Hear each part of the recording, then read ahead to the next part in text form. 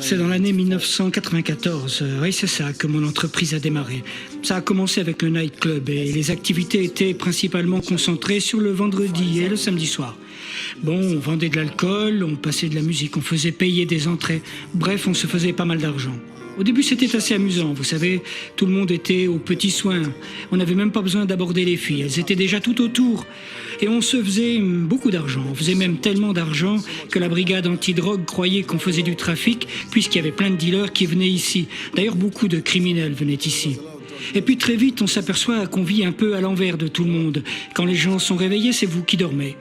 Le soir, vous quittez la maison, vous avez dormi toute la journée puisque vous avez travaillé jusqu'au matin. Alors, peu à peu, vous commencez à fonctionner à l'envers de tout le monde, vous n'avez plus de vie normale. Et le genre de personnes que vous rencontrez et qui deviennent vos amis, c'est ceux que vous rencontrez au nightclub. Avec le temps, vous n'êtes même plus quelqu'un de spécial, vous êtes juste là parce que vous pouvez faire que les gens s'amusent. Vous savez, il y a les boissons, l'alcool, les cigarettes, la fumée... Évidemment, toutes les sortes de fumée, bref, tout ce que la plupart des gens trouvent génial. Mais vous vous sentez vide parce qu'on ne vous considère plus que comme un objet. Alors avec le temps, vous commencez à vous sentir très seul. Et à cette époque, j'étais vraiment très seul. J'ai entendu parler de Reinhard Bonnke. Il est très populaire au Nigeria particulièrement. Ça faisait longtemps qu'on entendait parler de lui. Moi, je n'étais pas le genre de personne à vouloir aller à l'une de ces campagnes d'évangélisation. Je n'étais pas le genre de personne à perdre mon temps à aller à l'église, dans quelque église que ce soit. Je suis allé voir Reinhard Bonnke, pas particulièrement parce que j'avais envie de voir un miracle, non. Je me sentais vide et j'avais besoin de quelque chose. Je voulais remplir ce vide avec quelque chose que personne ne pouvait me donner. Quand la campagne d'évangélisation a eu lieu, j'ai décidé d'aller discrètement y jeter un coup d'œil. J'en ai parlé à personne. Je crois que j'avais besoin du Saint-Esprit dans ma vie parce que je me sentais vide. J'ai été invité à parler dans une église. Vendredi, samedi, dimanche. Le vendredi, je me tenais derrière le pupitre et je prêchais. Je pense qu'il y avait là environ 400 personnes. Et j'ai prêché et prêché encore. Dans l'église où il est allé parler, il n'y avait que des personnes âgées. Et il se demandait « Mais où sont les jeunes ?» Alors quelqu'un lui a dit « Je vais vous emmener là où ils sont. » Et ils sont allés au nightclub, à la disco. Ce soir-là, mes amis, je peux vous dire que les choses sont devenues sérieuses pour moi. Parce que là, j'ai été saisi par le Saint-Esprit. La voiture s'est arrêtée. De là, j'entendais déjà la musique très forte à l'extérieur. J'ai regardé par la fenêtre et j'ai vu plein de grandes lumières qui clignotaient. Disco, disco, disco.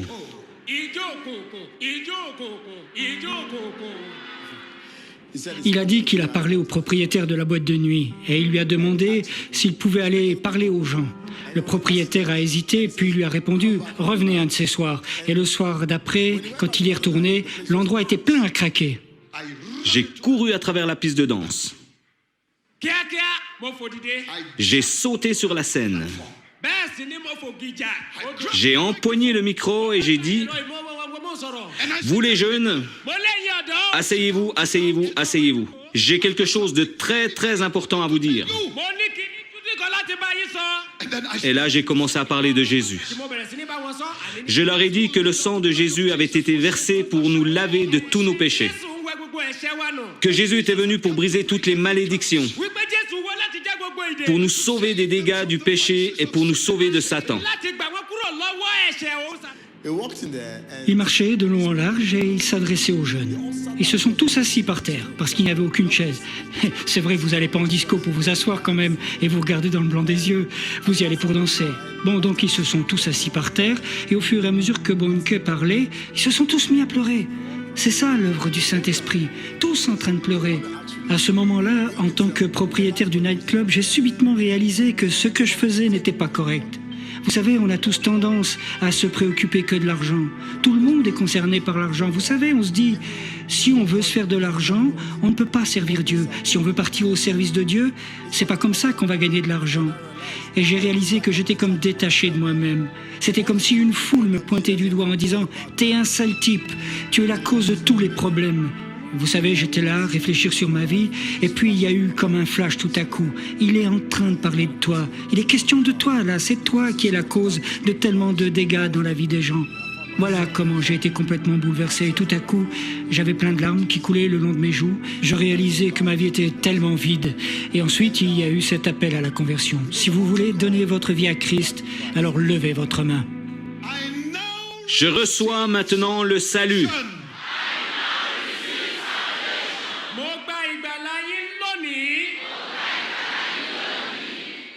Maintenant, je marche dans la lumière de Dieu.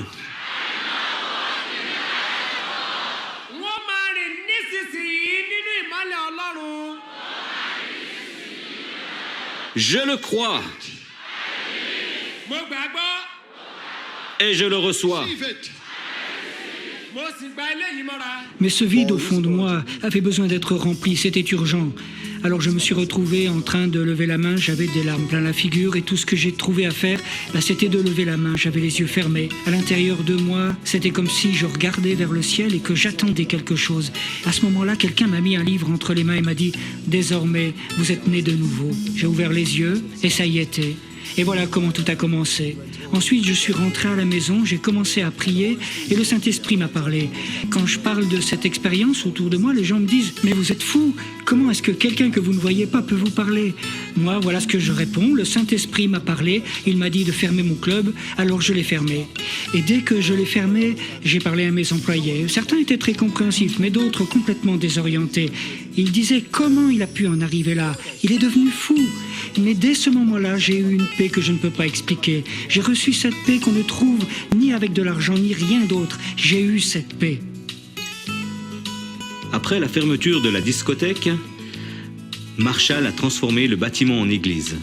Les gens viennent là maintenant pour recevoir le salut et pour étudier la parole de Dieu.